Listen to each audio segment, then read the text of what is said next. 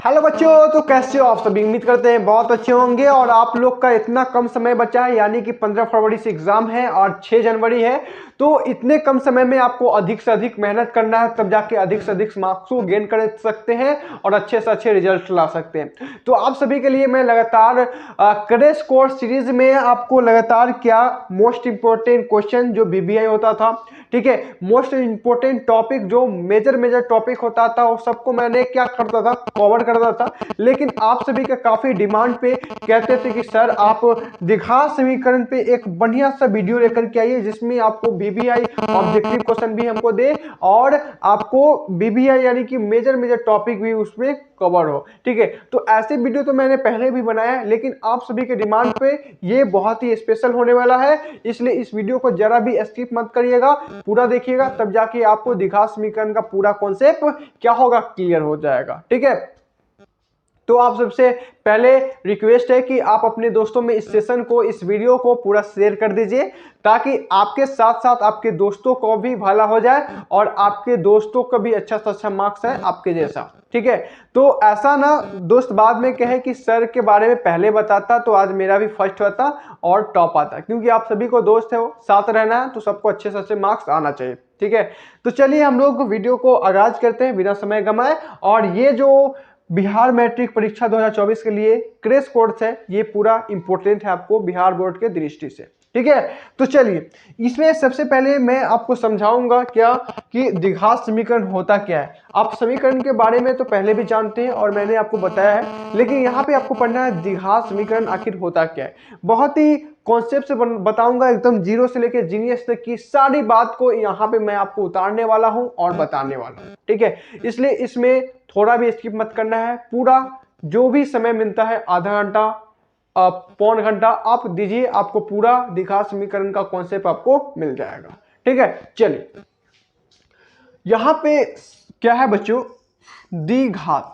यहां पे जो दी है बच्चों, दी का मतलब समझिए कि द्वि जो है यहाँ पे दो। ठीक है, द्वि मतलब दो हो गया, और घात मतलब सिंपल समझिए घात यानी कि पावर। ठीक है, तो घात का सिंपल मतलब क्या होता है, घात। और घात क्या होता है, जैसे कि कुछ संख्या होता है, मैं लिखता हूं 2 के पावर 2, तो वहां पे जो पावर में 2 है, ठीक है, वो घात है। ठीक है, उसी प्रकार लिखते हैं 4 के पावर 2, तो जहां 2 जो पावर में हो क्या है, घात है। जैसे सपोज मानिए घात क्या होता है, जैसे समझ लीजिए कि 2 के पावर 4 लिखते हैं, यहाँ जो 4 है ये क्या है, घात है। उसी प्रकार हम लिखते हैं x के पावर 2, यहाँ जो 2 है ये क्या है, घात है। समझ गए, तो घात समझ गए। और दी मतलब क्या होता है बच्चों, दो। यानी कि किसी भी यानी कि समीकरण में क्या होना चाहिए, जो घात होना चाहिए हमेशा दो होना चाहिए। दो से ज्यादा भी नहीं होना चाहिए और कम भी नहीं होना चाहिए। और किसका घात होना चाहिए, तो चर का घात होना चाहिए। अब समझते हैं कि पहले चर और चर समझने से पहले समझ लेते हैं कि समीकरण क्या होता है, क्योंकि ये भी बहुत इंपॉर्टेंट है। तो देखिए समीकरण क्या होते हैं, समीकरण दो चीज से बनता है, एक होता है एलएचएस और एक होता है आरएचएस। एलएचएस जो लेफ्ट हैंड साइड में रखा जाता है और आरएचएस जो राइट हैंड साइड में रखा जाता है। अब ये क्या होता है, आपको साधारण भाषा में, आपके भाषा में मैं समझाता हूं। सपोज मानिए कि आप कभी किराना दुकान में चीनी या चना या चावल खरीदने गए हैं। आई होप कि गए होइएगा, क्योंकि सब अपना घर का सामान खरीदता ही है, आप भी खरीदते होइएगा। ठीक है, तो वहां पे क्या होता है कि एक क्लाजुर होता है, एक तरफ आपको कुछ लोहा का मेटल का रखा जाता है, जिसे हम लोग बटखारा कहते हैं ठेठी भाषा में। ठीक है, एक्चुअली में वो बटखारा ही होता है, अगर उसको कहिएगा कि बटखारा तो समझ जाएगा। ठीक है, और एक तरफ आपका चना रखा जाता है जिसको तौलना है। तो अगर एक तरफ 1 केजी रखा गया बटखारा, तो एक तरफ क्या रखना होता है, 1 केजी चना रखा जाता है, और बीच में जो कांटा होता है वो बराबर हो जाता है। ठीक है, तो वही जो कांटा यहाँ पे बराबर का हम लोग का एक आएगा चीज, उसको समझना है। ठीक है, तो मैंने बताया आपको कि एलएचएस, ठीक है, और यहाँ पे जो इक्वल टू मैं लिख रहा हूं बच्चों, ये जो इक्वल टू लिख रहा हूं, ये क्या है, कांटा है जो बराबर का चीज बताता है। ठीक है, और यहाँ पे होता है आरएचएस। ठीक है, तो यहाँ पे एलएचएस और आरएचएस और बीच में जब बराबर आ जाए तो ये क्या बनता है, समीकरण बनता है। एक्चुअली में एक समीकरण का एग्जांपल देता हूं। जैसे सपोज मान लीजिए कि एक्स स्क्वायर और प्लस में 2x माइनस का 1 इक्वल टू 0। देखिए यहाँ पे जो प्रोजेक्ट है, यानी कि एलएचएस की जगह पे जो प्रोजेक्ट है, ये क्या है, एक्स स्क्वायर प्लस 2x -1, ठीक है। और यहाँ RHS की जगह पे क्या है 0, तो ये भी एक प्रोडक्ट है, ये भी एक प्रोडक्ट है, बीच में क्या है इक्वल का साइन है, तो ये क्या है बच्चों एक समीकरण है। ओके समझ गए। तो ध्यान रखिएगा कि वहां पे जो हम लोग तलाजुर वाला जो कॉन्सेप्ट था वहां पे दोनों तरफ क्या समान चीज रखाता था, यानी कि समान ओजन रखा था, समान चीज नहीं समान ओजन रखा था। अच्छा तो यहां पे भी समझिए कि एक तरफ ये चीज है और एक तरफ ये चीज है, क्लियर है, और बीच में क्या है इक्वल टू का साइन है। तो इस प्रकार का जहां पर भी आपको मिलेगा तो क्या है बच्चों, तो एक आपको समीकरण का एग्जाम्पल मिलेगा, क्लियर है। और यहाँ पे समझना है हमको द्विघात समीकरण। एक्चुअली द्विघात समीकरण होता क्या है, कुछ एग्जांपल लेते हैं। देखिए द्विघात समीकरण में बहुत सारे उसका एग्जांपल होते हैं, तो उसका जो फैक्ट होता है उसको समझिए। द्विघात समीकरण में जो चर होता है ना बच्चों, चर कौन होता है, जिसका मान हमेशा चेंज होते रहता है, फिक्स नहीं होता है, उसको हम लोग चर कहते हैं। एक होता है अचर, ठीक है, अचर का मान वो होता है जिसका मान मुझे मालूम होता है, ठीक है। तो इस सब बात मैं बताता हूं, लेकिन यहाँ पे समझिए जो हम बात करते थे द्विघात समीकरण का क्या एग्जाम्पल पे, तो द्विघात समीकरण में जो चर का घात होगा वो अधिकतम 2 होगा। अगर 2 से ज्यादा होगा तो भी द्विघात समीकरण नहीं होगा, अगर कम होगा तभी द्विघात समीकरण नहीं होगा। अब देखिए कुछ एग्जाम्पल ले लेते हैं, ठीक है, कुछ एग्जाम्पल ले लेते हैं किसका, तो द्विघात समीकरण का। सपोज मान लीजिए कि x² + 1, ठीक है, +1 लिख लेते हैं इक्वल टू 0। आप कहिएगा कि ये में चर कौन है, चर कहिएगा कि आप यहाँ पे x है और x का घात कितना है बच्चों, तो 2 है, ठीक है। तो यहाँ पे x का घात अगर 2 है तो ये जो समीकरण है क्या है, द्विघात समीकरण है, ठीक है, क्योंकि मैं बताया कि द्विघात समीकरण में जो चर का घात है वो 2 होना चाहिए अधिकतम। दूसरा एग्जाम्पल ले लेते हैं कि सपोज मान लीजिए कि 4x3 और माइनस में 2x + 1 = 0। अब कहिएगा कि सर यहाँ पे जो चर है कौन कौन है, तो x है और यहाँ पे x है, ठीक है। तो यहाँ पे जो चर का घात है अधिकतम कितना है, 3 है, ठीक है। तो यहाँ पे ये द्विघात समीकरण नहीं होगा, नहीं होगा, क्या होगा, नहीं होगा, नहीं होगा, क्लियर है, हो रहा है कुछ कुछ तो क्लियर हो रहा है। फिर एक और एग्जांपल मैं आपको बताता हूं कि सपोज मान लीजिए कि 4x⁴ + 3x³ + 2x² + x और प्लस में 1 = 0। देखिए इसमें तो कहिएगा कि सर यहाँ पे x कौन कौन है, ये x है, ये x है, यानी कि ये सब चर है। इसमें घात तो 2 है लेकिन अधिकतम घात कितना है, 4 है, तो ये भी बहुपद नहीं, द्विघात बहुपद नहीं होगा, ठीक है। ये भी क्या होगा, द्विघात बहुपद नहीं होगा। एक्चुअली में समीकरण है लेकिन द्विघात समीकरण नहीं है। तो द्विघात समीकरण के लिए मिनिमम क्या होना चाहिए, जो घात होना चाहिए उसका चर का घात हमेशा 2 होना चाहिए, क्लियर है। तो यहाँ पे द्विघात को समझ गए और समीकरण को समझ गए, आगे हम लोग को क्या समझना है वो समझिए। देखिए बच्चों द्विघात समीकरण का जो व्यापक रूप होता है क्या, तो देखिए यहाँ पे ध्यान दीजिएगा, द्विघात समीकरण समीकरण को व्यापक रूप, व्यापक रूप कहने का मतलब स्टैंडर्ड फॉर्म, यानी कि वही जो रूप होता है हर द्विघात समीकरण में दिखता है, उसको हम लोग क्या कहते हैं, व्यापक रूप कहते हैं। क्या होता है देखिए, और सपोज मान लीजिए कि द्विघात बहुपद a है, मतलब ax² + bx + c = 0, ठीक है। तो जो भी द्विघात बहुपद आपको द्विघात समीकरण दिखेगा वो इसके रूप का दिखेगा, ठीक है। अगर इसके रूप का है तो द्विघात समीकरण है, अन्यथा तो नहीं है, ठीक है। कैसे, देखिए यहां पे जो a मिलेगा बच्चों, सबसे पहले क्या है, a है, यहाँ पे b है, यहाँ पे c है, ये सब क्या है, ये सब तमाम आपको अचर है, अचर है, क्या है, अचर है। और अचर उसे कहते हैं जिसका मान मुझे मालूम होता है, जैसे कि 1 2 3 4 डैश डैश डैश इनफाइनाइट तक, ठीक है। और यहाँ पे जो x है बच्चों, यहाँ जो आपको सपोज देख लीजिए कि जो x है, x² हो गया या x हो गया, ये सब क्या है बच्चों, तो ये सब आपको चर है, चर है। और चर वो मान होता है जिसका मान मुझे फिक्स नहीं होता है, यानी कि मालूम नहीं होता है, जैसे कि x y z, ठीक है। तो इस प्रकार का जो वैल्यू होता है उसको हमको मालूम नहीं होता है। अचर में जो फिक्स वैल्यू होता है एक होता है। अगर फर्स्ट क्लास में अगर आप 1 पढ़े होइएगा तो आज भी 1 पढ़ रहे हैं, ठीक है। फर्स्ट क्लास में अगर 4 पढ़े होइएगा तो आज भी 4 पढ़ रहे हैं। लेकिन अगर कभी होता है कि x का वैल्यू 2 आ जाता है, तो कभी x का वैल्यू 4 आ जाता है, 5 आ जाता है, यानी कि फिक्स नहीं हो रहता है, तो उसका वैल्यू क्या होता है, चर होता है। क्लियर है? तो यहाँ पे चर और अचर का कॉन्सेप्ट क्लियर है। अब देखिए, ये मैं बताया कि द्विघात समीकरण का व्यापक रूप है, तो इसमें दो चीज और होते हैं। तो ये जो द्विघात समीकरण है, द्विघात समीकरण का क्या निकाला जाता है, मूल निकाला जाता है। क्या निकाला जाता है, मूल निकाला जाता है। और मूल में क्या होता है कि मान लीजिए कि ये जो द्विघात समीकरण है, इसका पहला मूल अल्फा रहा होगा और दूसरा मूल बीटा रहा होगा, तो अल्फा और प्लस बीटा जो होगा वो क्या होगा। देखिए, जिस प्रकार से द्विघात बहुपद में मैं आपको पढ़ाया था कि जहां पर भी द्विघात बहुपद का जो शून्यक होता है, मान लीजिए अल्फा और बीटा, तो उसका जो योग होगा वो क्या होगा, तो आपको बी क्या, यानी कि एक्स का गुणांक, क्या, एक्स का गुणांक, एक्स का गुणांक गुणांक और बटा में क्या होगा बच्चों, तो एक्स स्क्वायर का गुणांक।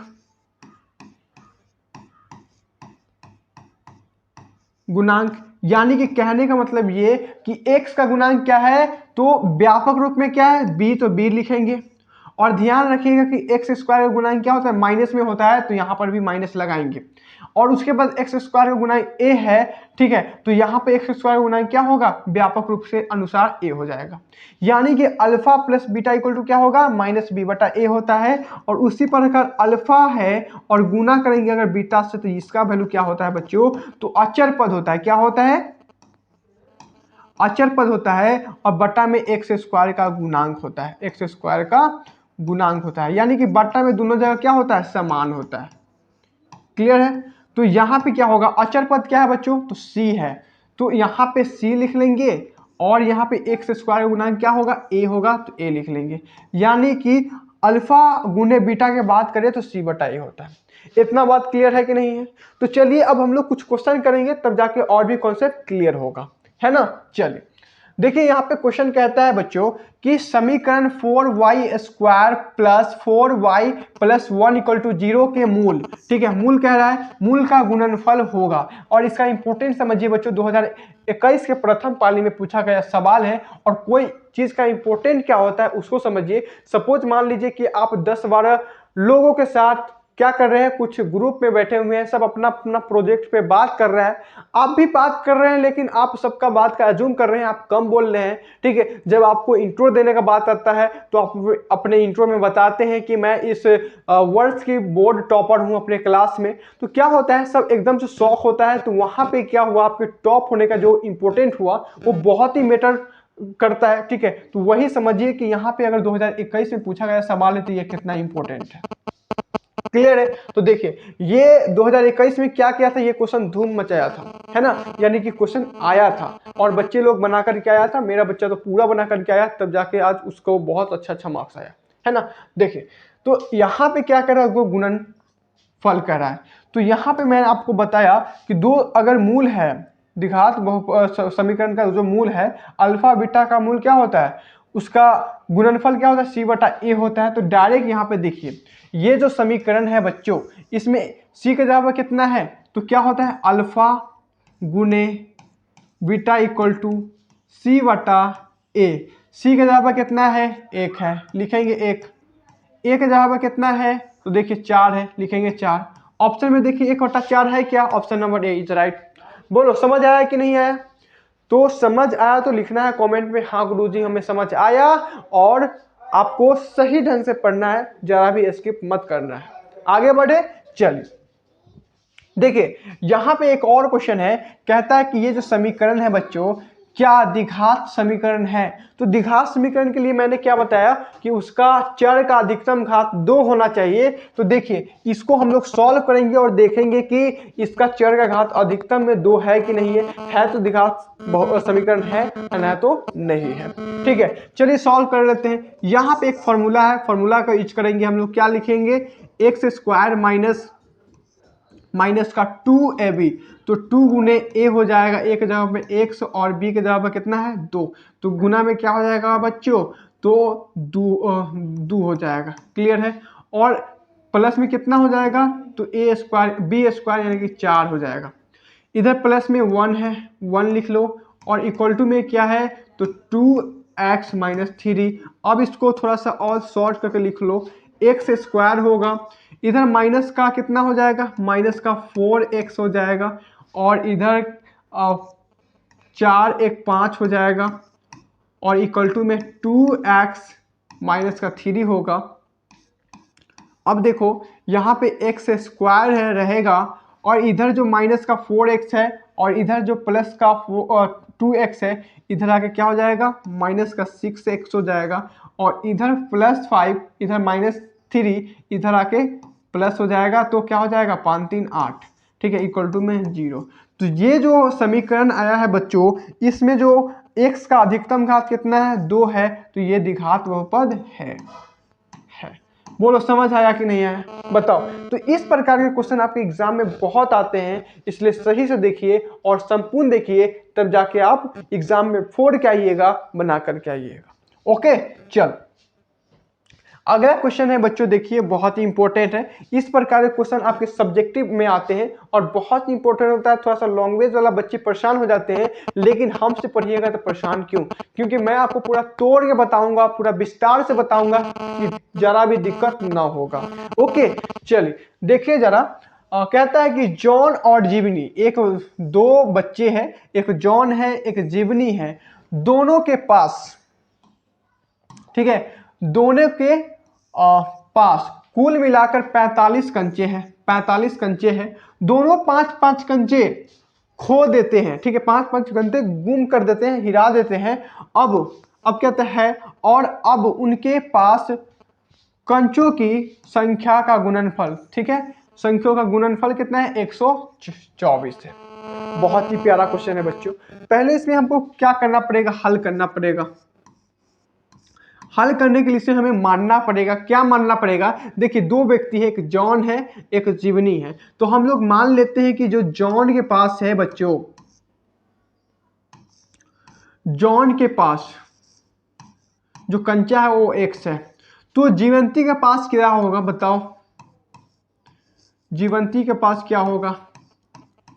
देखिए जॉन के पास मान लीजिए कि x कंचे है, तो जीवंती के पास कितना होगा, तो देखिए कुल मिलाकर कितना है बच्चों, 45 है, तो 45 माइनस x। अब ये होगा कि नहीं होगा बताओ, बताओ बच्चों।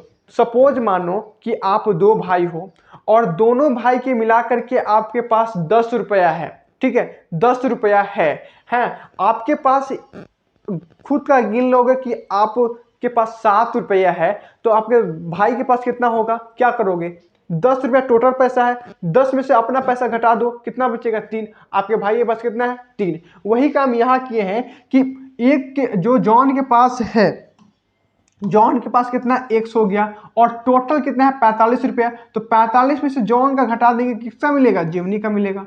समझ आ गया, ठीक है। उसके बाद कहता है कि दोनों 5-5 कंचे क्या कहते हैं, खो देते हैं, तो ये भी 5 कंचा माइनस किया, ये भी 5 कंचा माइनस किया, तो देखो बच्चों ये क्या बनेगा, तो x माइनस 5 बचेगा, ठीक है, और ये क्या बचेगा, 45 में से -5 जाएगा, कितना बचेगा, तो 40 और माइनस का x बचेगा। क्लियर है, क्लियर है। अब देखो कहता है कि जो बचे हुए कंचे हैं उसका गुणनफल कितना है, यहाँ 124 है, ठीक है, तो जब गुणनफल दे दिया है तो इसे हम लोग समीकरण के रूप में व्यक्त करना है, ठीक है। अब देखिए बच्चों कि यहाँ पे प्रश्न से लिखेंगे, प्रश्न से इस प्रकार से अगर लिख लिख के बनाते हैं तो आपको एग्जामिनर पूरा मार्क देगा। प्रश्न से क्या होगा कि यहाँ पे क्या है बच्चों, x माइनस 5 है, और यहाँ क्या है, तो 40 माइनस x है, और इक्वल टू में क्या कहता है कि 224, इक्वल टू में 224 क्या नहीं, इक्वल टू में 124। क्लियर है। अब इसको सॉल्व करेंगे तो क्या मिलेगा, मेरा इक्वेशन मिलेगा, वही आंसर होगा। क्लियर है ना। देखो यहाँ पे जब हम गुना करेंगे क्या होगा, 40x होगा, ठीक है। उसके बाद फिर हम क्या करेंगे, यहाँ से यहाँ गुना करेंगे, क्या हो जाएगा, माइनस का एक्स स्क्वायर हो जाएगा, फिर यहाँ से यहाँ गुना करेंगे, नहीं हम लोग फिर करेंगे आगे, देखो यहाँ से यहाँ गुना करेंगे तो क्या हो जाएगा, माइनस का 200, फिर यहाँ से यहाँ गुना करेंगे क्या हो जाएगा, प्लस का 5x, और इक्वल टू में 124। क्लियर है? इसको सॉल्व करो, क्या मिलेगा बच्चों? यहाँ पे एक्स स्क्वायर है, माइनस में लिख लो एक्स स्क्वायर। यहाँ पे 40x है और यहाँ पे क्या है 5x है, यानी कि प्लस का 45x हो जाएगा।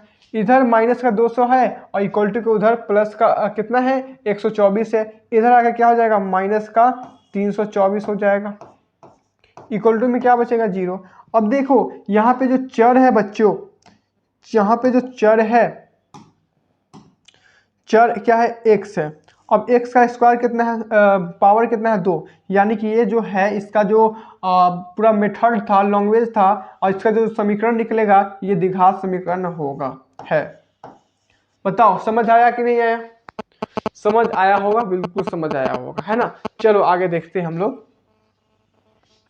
देखो बच्चों यहाँ पे एक क्या है समीकरण है। अब बताइए कि ये जो समीकरण लिखा हुआ है क्या द्विघात समीकरण है? मैं आपको द्विघात समीकरण पहचानने के लिए क्या बताया था कि उसमें चर देखो, और चर का अधिकतम घात कितना है 2 है तो द्विघात बहुपद लिखो, अना तो नहीं लिखो। ठीक है, चलो तो इसमें देखोगे तो चर क्या है बच्चों, चर आपको x है और x का अधिकतम घात 2 है। ठीक है, तो यहाँ पे ये क्या होगा द्विघात समीकरण है। क्या है। क्लियर है? अब इसको क्या होता है कि ये जो द्विघात समीकरण है इसका मूल निकालने का प्रक्रिया को जानते हैं। ठीक है, तो मूल निकालने का प्रक्रिया 2 प्रकार के होते हैं। एक तो होते हैं आपको क्या, एक होते हैं आपको गुणनखंडन विधि से, गुणनखंडन विधि से, और दूसरा होता है आपको सूत्र के विधि से, सूत्र के विधि से। ठीक है, तो आपके क्लास में 2 विधि पढ़ना है, पहला गुणनखंडन विधि, दूसरा सूत्र के विधि से। ठीक है, तो गुणनखंडन विधि के एक्चुअली मैंने अप्लाई किया था कब, तो बहुपद चैप्टर में, लेकिन वहां पे पूरा अप्लाई नहीं किया था, वहां पे जो मेजर टॉपिक था वहां पे अप्लाई कर लिए थे।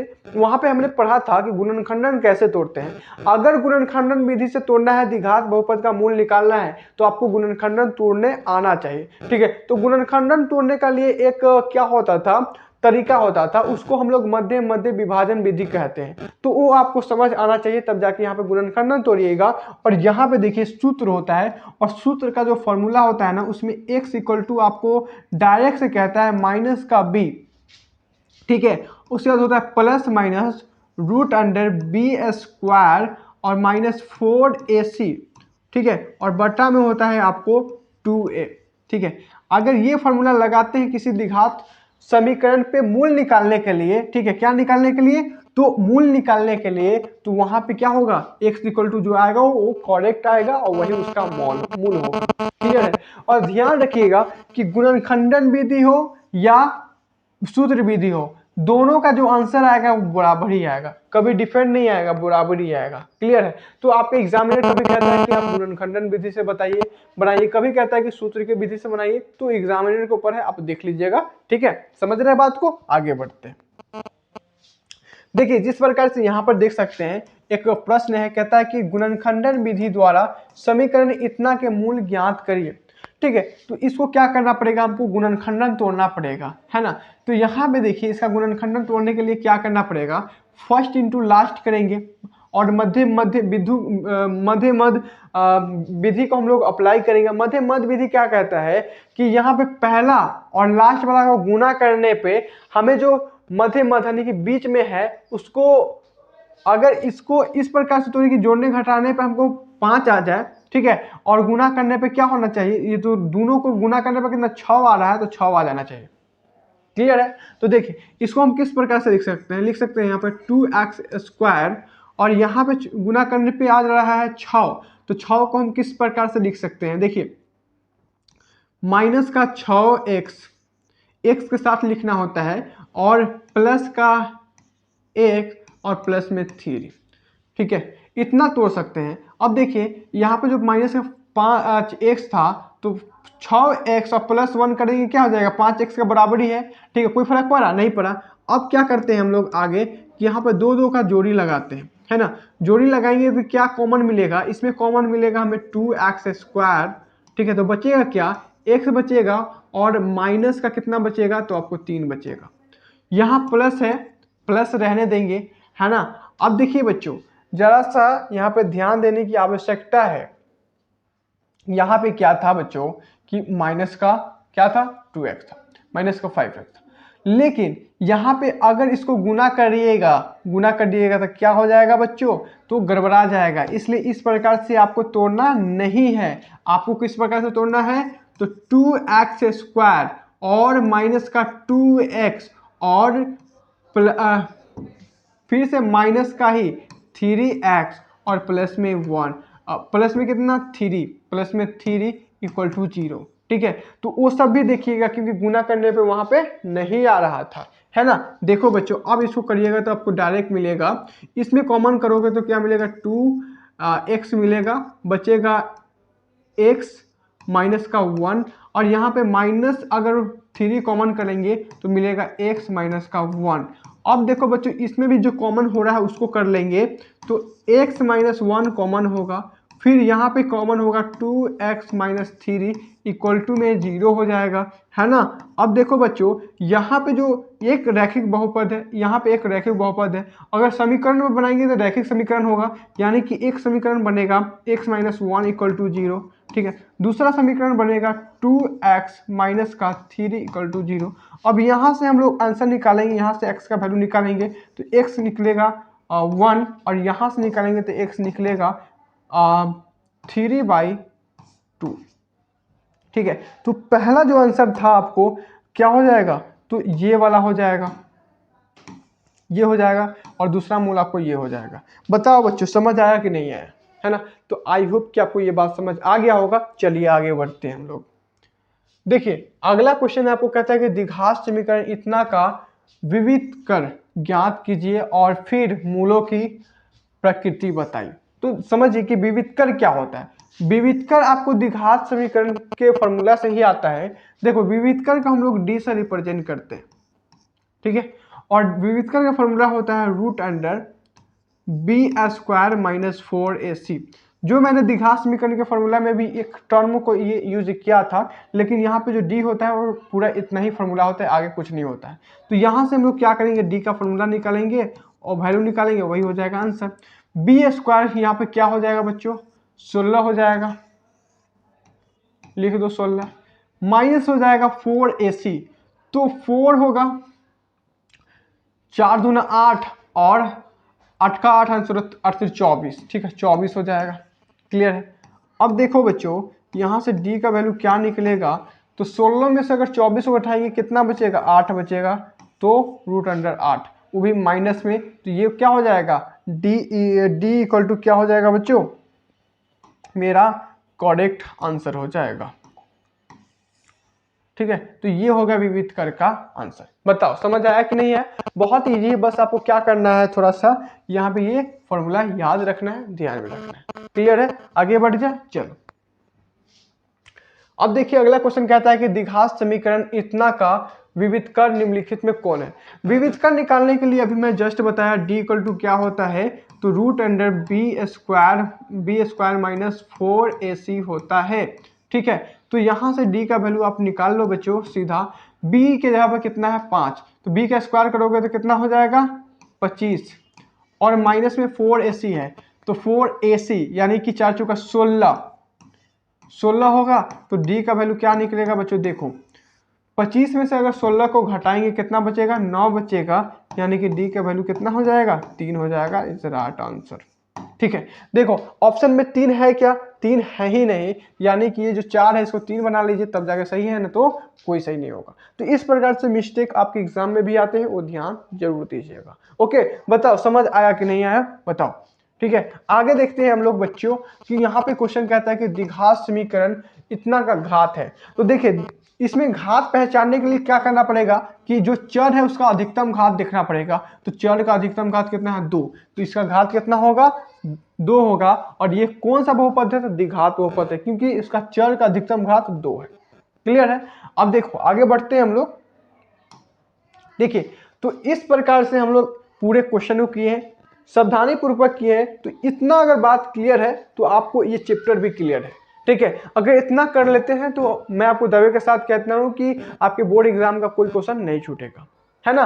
तो ये जो भी था आपको सिलेबस के अंदर था, सिलेबस के बाहर कुछ भी नहीं था। ओके, तो आई होप कि आपको पूरा बात समझ आ गया होगा। तो आपको क्या करना है, इस वीडियो को फिर से अगर एक बार आप देखना चाहते हैं तो देख सकते हैं, पूरा सावधानी पूर्वक देख लीजिएगा और आप इतना कर लीजिए, इसको इतना तैयार कर लीजिए कि अगर द्विघात समीकरण का कोई भी क्वेश्चन आता है आपको बोर्ड एग्जाम में तो उसको बना करके आइएगा। ओके, तो आज की इस वीडियो में बस इतना ही, फिर मिलते हैं नए वीडियो में। तब तक के लिए आप पढ़ते रहिए सावधानी पूर्वक और इस वीडियो को अपने दोस्तों में शेयर कर दीजिए। और इस वीडियो को अगर अभी तक लाइक नहीं किए तो लाइक करिए, चैनल पर नए हैं तो चैनल को सब्सक्राइब करके बेल आइकन जरूर दबाइएगा ताकि मैं जैसी वीडियो डालूं आपको नोटिफिकेशन टाइम टू टाइम जाए। ओके, जय हिंद, जय भारत।